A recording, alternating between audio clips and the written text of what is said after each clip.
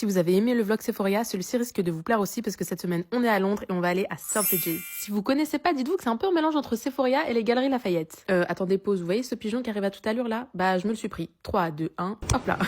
Enfin bref, revenons à nos moutons. Le Selfridges où je suis allée, c'est celui qui se trouve sur Oxford Street et j'espère que vous êtes prêts parce que dès que vous poussez la porte, c'est comme chez Sephora, vous êtes submergé par le nombre de marques et de stands différents qu'il y a. La particularité ici, c'est qu'ils vendent pas que du make-up et de la skincare, mais je veux pas vous spoiler, vous verrez à la fin. Donc moi, j'ai commencé au côté make-up et je suis allée dans les marques qu'on n'a pas trop en France, donc Hourglass, Kylie Cosmetics. Et bizarrement, Kylie Cosmetics, c'était beaucoup moins cher que les autres marques, parce que c'est vrai qu'ici, ça reste quand même assez cher. Enfin bref, j'ai continué ma petite balade et là, je suis tombée sur le stand Refi. Regardez la beauté du stand, s'il vous plaît. Il n'y a pas que les produits, c'est vraiment la décoration tout autour à chaque fois. Et généralement, quand ma mère ressemble à ça, c'est pas bon signe. Donc j'ai changé, je suis allée du côté de la skincare et là, pareil, ils ont toutes les marques possibles et inimaginables. Et quelle fut ma surprise quand j'ai vu qu'on pouvait faire des soins, on pouvait faire ses ongles, ses cheveux. Il y a un feel good bar et un food haul pour vous dire à quel point on peut faire tout et n'importe quoi. J'ai continué un petit peu mon tour et ensuite j'ai changé d'étage parce que les sacs commençaient à peser lourd. Je me suis dit, on change. Donc là, je suis arrivée du côté luxe et il y a vraiment tout, des vêtements, des accessoires et aussi de la joaillerie. Enfin, vraiment hyper luxueux. Pareil, j'ai fait le tour. Il faut savoir que c'est hyper grand, donc vous mettez au moins 20 ou 30 minutes à faire le tour de tous les stands. En reprenant les escalators, je suis tombée sur un fleuriste. Au début, ça m'a surprise. Après, je me suis en fait non logique. En sortant des escalators, je suis tombée sur l'habillement pas luxueux, mais premium. Donc il y a Lululemon, Lacoste, etc. Et là, je suis tombée sur le stand Skims et j'étais archi contente parce que le jour où j'y suis allée, il y avait moins 30% sur la moitié du stand. Enfin bref, pareil, j'ai récupéré mes sacs, j'ai repris un escalator et je suis tombée du côté chaussures. Donc pareil, il y a du luxe, du premium, du moins luxe, il y a vraiment de tout. J'ai repris un escalator, il y a beaucoup d'escalators dans cet endroit et je suis arrivée du côté un peu électronique. Et là, attendez, petit zoom sur le panneau parce que je trouve ça lunaire de vendre des valises, du vin, des bijoux et des books au même endroit. Enfin, juste, regardez à quel point c'est aléatoire, s'il vous plaît. Donc, franchement, c'est trop. Et là, plus je marchais, plus je me disais,